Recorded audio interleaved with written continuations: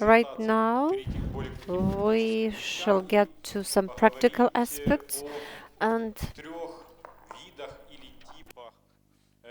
we are going to talk about three types or three kinds of coordination activities that is possible during demo project's implementation. We shall talk about pre-tender meetings.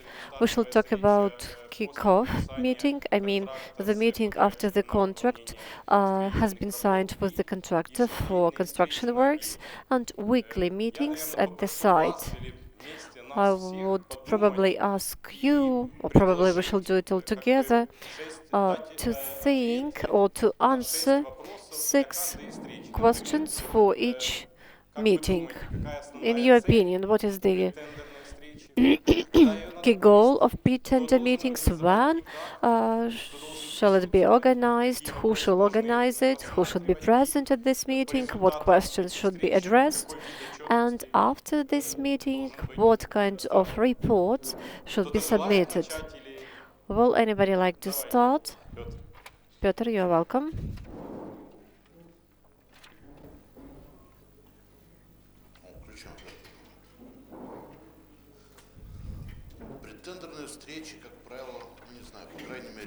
Pre-tender meetings, at least with us, were organized at the stage when the tender has been announced, and there are two variants.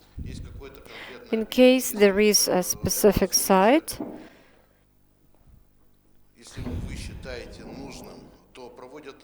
and if it is considered to be necessary, the pre-tender meeting is organized directly at the site. So this is the situation when we have the complex site, and we have to address lots of questions. The meeting is organized by the contracting authority, by the client. That is the organization that is actually supervising or is responsible for the tender. How it should be organized. In tender documents, as a rule, we just write the date and the place where the pre-tender meeting takes place. According to the legislation and according to tender regulations, nobody can oblige anybody to be present at such pre-tender meeting, and in any case, any uh, uh, offerer or any subject that makes an offer should be present there. Definitely, the very organizer should attend this pre-tender meeting, and also any additional invited subjects or people. This can be narrow field experts or representative of any authorities. And still, a lot depends on the tender. What is the subject of the object of the tender? What is on the agenda? Usually, this is brief description of all the construction works to be performed during the tender, all the subtle aspects related to tender conditions or participation conditions and minimum tender criteria. Uh, After the meeting is over, there is a Q&A session, and definitely we should think about the possibility to record the meeting uh, for us to be able to later produce a protocol, a minutes of this meeting. And also in this protocol or in these minutes, you should include all the questions and answers voiced during such a meeting. So briefly, this is everything from me. Well, it was a brief description, but I actually have nothing to add. And Peter has mentioned it. I would like to stress the point of the results of pre-tender meeting. The basic principle of organizing pre-tender meeting is openness and transparency for all the potential participants.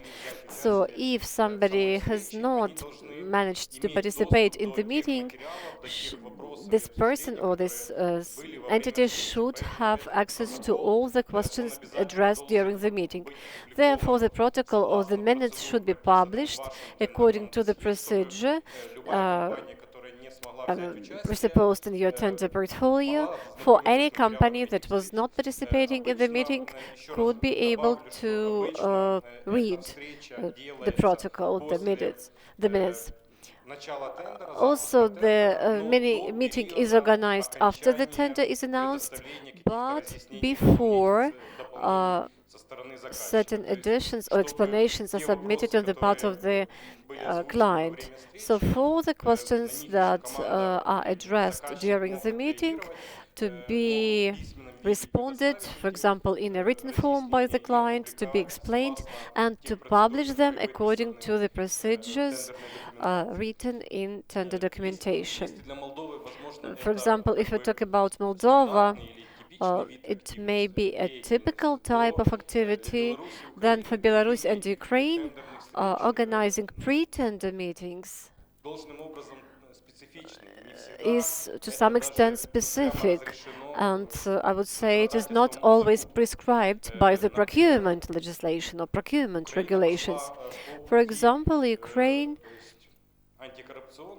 followed anti-corruption way or digitalization way, and all the relationships between the client and potential contractors is organized in an electronic way through special procurement platform. And therefore, this idea of pre-tender meeting is not regulated by Ukrainian legislation. What was the way out for us? And we organize still pre-tender meetings. Your teams have such a meeting, you have such a right. You are not working in the municipality, you are not part of educational authority that will be responsible for the tender, but you as the team project may have rights to organize such a meeting. Also, it is necessary to have the representative of the design company to be present at such a meeting and to answer all the questions that potential contractor might have. It actually makes your life easier at the implementation stage. How will you invite participants for this meeting? The best variant is for the tender documents to be regulating organization of this meeting. The time, the place, the format of this meeting, whether registration is required or not, and as a result, all the potential participants will know how this meeting will look like from practical point of view. What benefits will you get by organizing this meeting? What is the goal of this meeting? For the potential contractor not to, or client not to buy something like a pig in the poke, but to understand the condition of the site from the very beginning when the tender is over and, for example, this contractor will be hired. Practice has shown that such meetings allow to remove not qualified contractors, because when the potential contractor sees the level of organization, the requirements of the client, the stakeholders present, the bad companies actually are not willing to participate anymore. And later, the relationships between key stakeholders is much better because they have already built a dialogue during this pre-tender meeting. If you have some questions regarding pre-tender meeting, I probably would like to add, there are also a couple of disadvantages or minuses or minor negative nuances of such a meeting. A lot of organizations do not want some other people to know about their participation. And that means that lots of organizations do not attend this meeting. Even if they do not attend, they do not come themselves and send somebody else instead of such organizations. If somebody else comes instead of organization, here there are registration issues. For example, a person introduces himself or herself just as a physical person, and there are some more aspects related to it. A lot depends on what kind of tender we are talking about. For example, if we are talking about a limited procedure tender, when we have a number of invited companies, it means you have to send uh, invitations to the restricted list of invited companies. And it means a person cannot be just a third party. A person will have to introduce himself or herself as representing a certain company. And when it is just an open tender, the information is published, or in electronic form, you just indicate that the company indicates that, okay, I know about the meeting. Another type of activity is the kick-off meeting. This kick-off meeting means a meeting with the contractor, and partially I will answer my own questions. The kick-off meeting is organized actually within the period of 5 working days after the contract with the contractor has been signed. Will anybody like to just talk how this meeting should be organized? Probably I have a question. After the contract has been signed, right? Not before, but after the contract has been signed. Yes. Then I appoint a volunteer.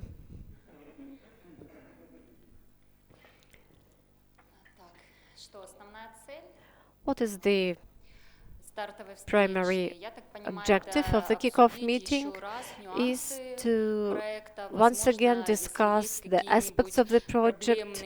Probably if there are some problematic or complicated issues related to the project, it means that during this meeting we can discuss them once again. When it should be organized, you have already answered this question. Immediately the contract has been signed. Who should organize the meeting? In my opinion, the meeting should be organized by the project team together with the municipality. Who should be present? Definitely the project team.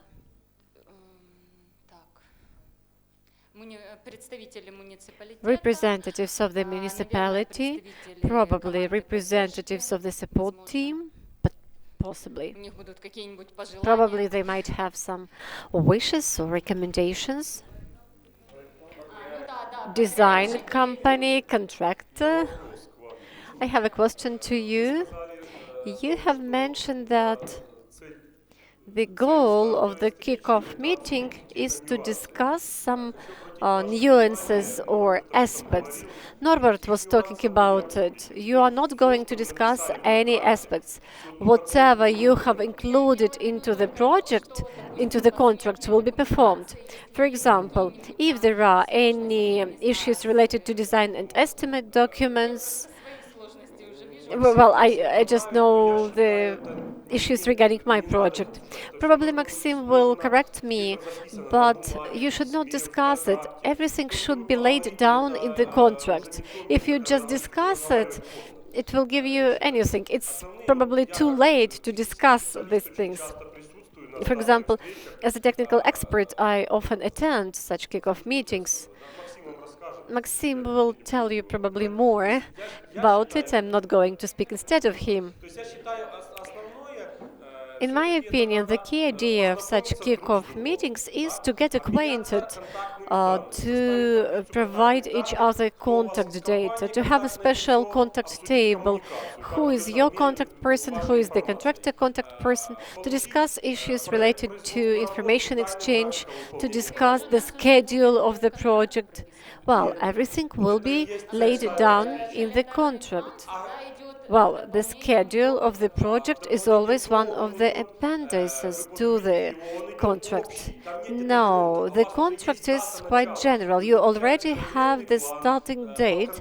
You have a plan to certain construction works. The contractor already knows how many groups or construction teams it will have, 2 or 4 or 5. So these are details.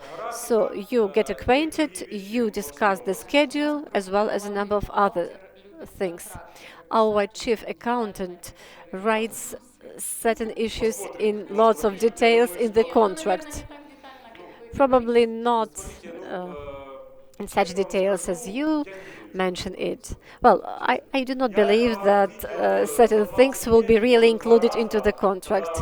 Believe me, for 20 years, I've seen it only a couple of times when really there is a professional project team and you have the schedule before even the tender has been announced. If you don't have the schedule now, you are not going to have it later. So when you were writing your design terms of reference or tender terms of reference, it was the stage where you were supposed to have the schedule. I'm just trying to provoke you to create something like it. Then agenda probably will be about communication, establishing dialogue between the contractor and the client, and probably detailed schedule of construction works. Am I right? Detailed schedule of construction works.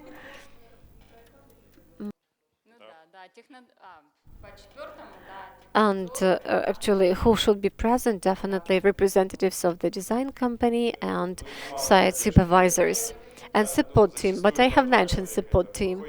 As a rule, there are two people on the support team. One is trying to intimidate the contractor, and another is trying uh, to make it be comfortable. That was a joke. Usually, for example, during the process of contract signing, for example, when the contractor is signing the contract with the municipality, we organize this working meeting. This was something mentioned by Andriy. It is about point 6. What should be the benefits for all the stakeholders after this meeting? The first point is the table that includes the contact information of all the people. For example, if we have big construction companies, probably the director won't be personally present at each of the meetings or be responsible for the construction works. There will be probably the responsible person who will attend the site every day and who will be responsible for all the issues related to construction works, at least 95% of it. You, as the project manager, definitely should provide your phones, your contact information to the contractor, discuss communication methodology. All these issues should be included into the contract, but definitely you have to voice them. Your weekly meetings, how often they should take place, how they should be organized. Definitely you should have all the contacts of the representative of the design company, of the site supervisor. You should voice your expectations, what you expect from all the stakeholders, detailed plan. For example, in our document, it is stated in a different way. Within 2 week period, the contractor should present a detailed schedule of construction works. At the stage of tender, it is impossible to do it physically because you still do not have the starting date. When the contract has been signed, since that time you can already start implementation planning. The tender can be prolonged. Tender committee may answer you on the first day or on the 10th day. So as soon as the contract is signed, starting with this date, the contractor should provide you with the detailed plan of project implementation. And all the stakeholders should be present and should discuss the proper conditions of cooperation. Who should organize this meeting? Organization of this kick-off meeting is direct duty of the project manager, because this project manager is the key responsible person for bringing all the stakeholders together and coordinating the activity of all these stakeholders. I don't know what about the others, but with us it won't be in a different way. There should be a representative of municipality who will deal with it. I would like to stress how important it is to fix, to record the stages of construction works. Probably in other countries it is different, but for us, the construction documents are prepared post factum. So the construction works have been performed, and only then you start filling in all the documents or drafting all the documents. So probably this time, project team should initiate the schedule of construction works for you to be able to follow the stages. Can just divide the building into conditional sectors or parts and then follow that each part is performed in due time. Because in case you do not have such a schedule, written schedule, and if the works are prolonged, it will be really difficult for you to prove the case. Any questions? Any comments? There is a question. It is probably a question just to specify. Talking about point number 6, have I understood it correctly? That definitely there should be contact checklist, schedule of project implementation, and do we consider it to be our working documents for planning weekly meetings, or these are documents that we just use? Probably there should be a protocol or minutes according to the results of each meeting organized within the framework of the project. Because first of all, we are talking about reporting, and the auditors will check your timesheets. They will just ask, what were you doing? Because lots of you work with 100% employment, so it is important for reporting. And also it is important for you to fix the record that you have taken some decisions during these meetings. So apart from detailed scheduled, apart from a contact checklist, definitely there should be a minutes of this kick-off meeting. Who was present, what questions were discussed, and what was the final decision.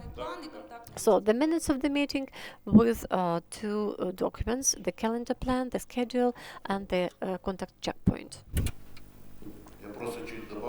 I would just like to add that, again, from our experience, Maxim has said that the kickoff meeting should be appointed before the signing of the contract or during the signing of the contract when all the stakeholders are there and when the general director, CEOs, and the key stakeholders are present. In spite of the fact that, according to the legislation, the kickoff meeting should be held within 2 weeks after the conclusion of the contract. But actually, the legislation does not regulate this. Just what I like more is the World Bank rules, and we are trying to successfully use them. And that is called the contract negotiation stage. Prior to conclusion of the contract, we organize this meeting, besides the kickoff meeting, as you have called it. And there, at this meeting, we definitely discuss their calendar schedule, and it must be updated within 2 weeks. That is clear, and it's clearly indicated in the contract. But this protocol normally includes all the technical nuances, all the plans and the structure of works, and like coordination between these works, also contact data of contact people. Also, we stipulate the financial side of things and the form of payment, because normally these are the key issues which a lot of offers, as practice shows, do not get acquainted with while preparing tendering documents.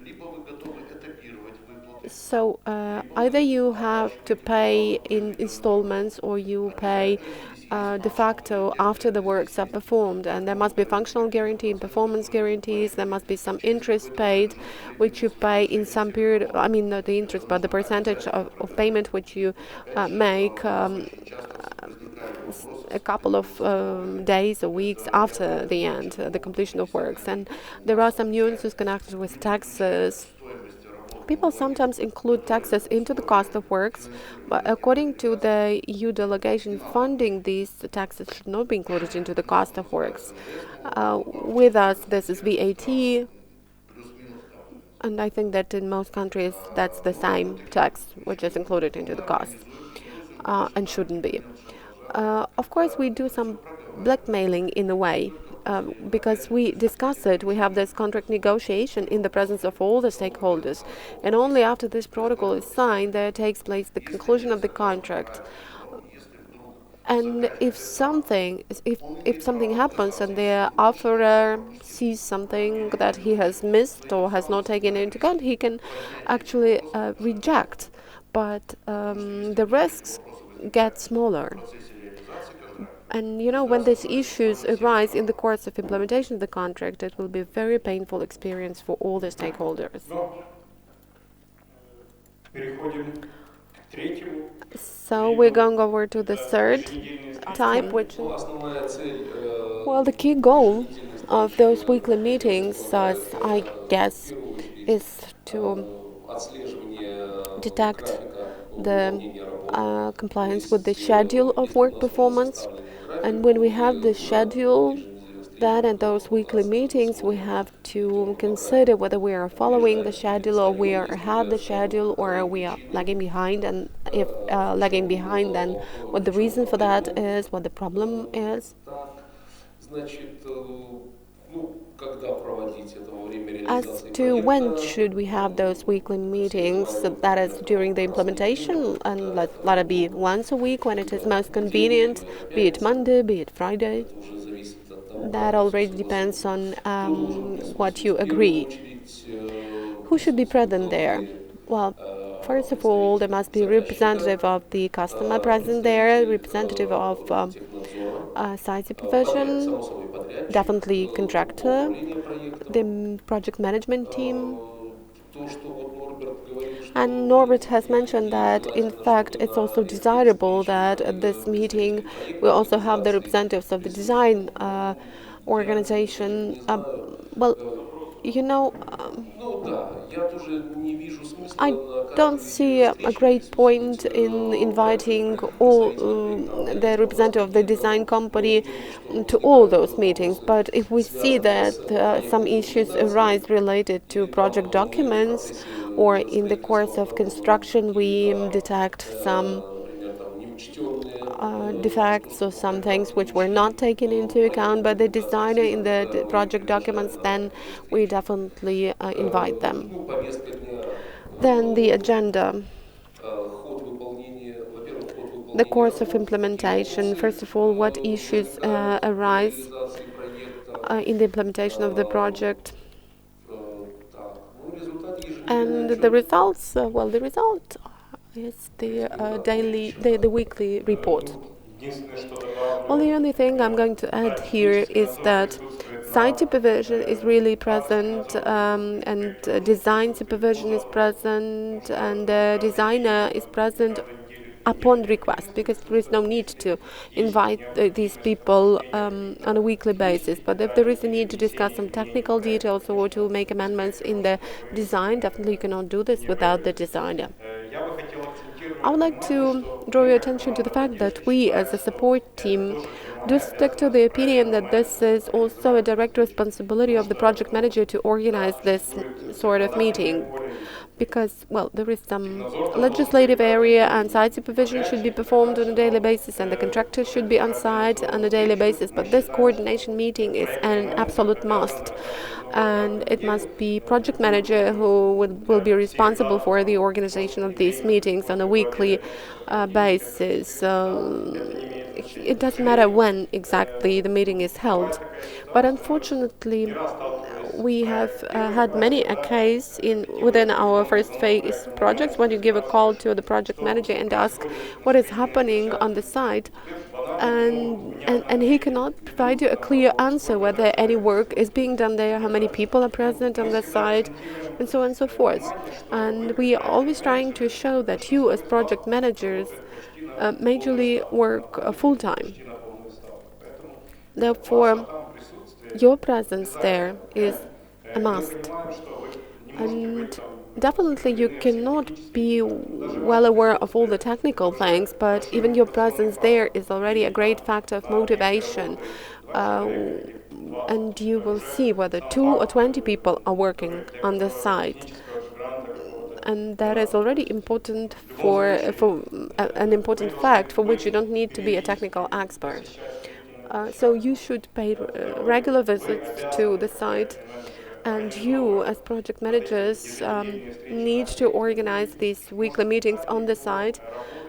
And quite often, you also need to discuss what has been done over the next week, over the previous week. I mean, you compare what was planned and what has been done, and if there are any deviations, you need to study them and discuss why they have happened. Also quite often, you discuss some technical issues, and that is a possibility for the contractor to get a consultation from the technical experts, from the other stakeholders. That is also that is also a possibility to discuss some financial issues. I mean, whether there are any areas, any debts, any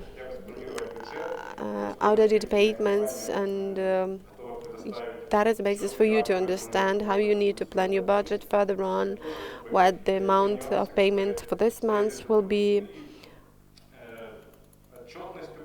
and also there must be a protocol drawn up at the end of this meeting, or you could have a protocol plus a weekly report of the construction company and of the site supervisor. There are options. You can combine these three elements, but it may also be the case that all these three are available as a result of the meetings.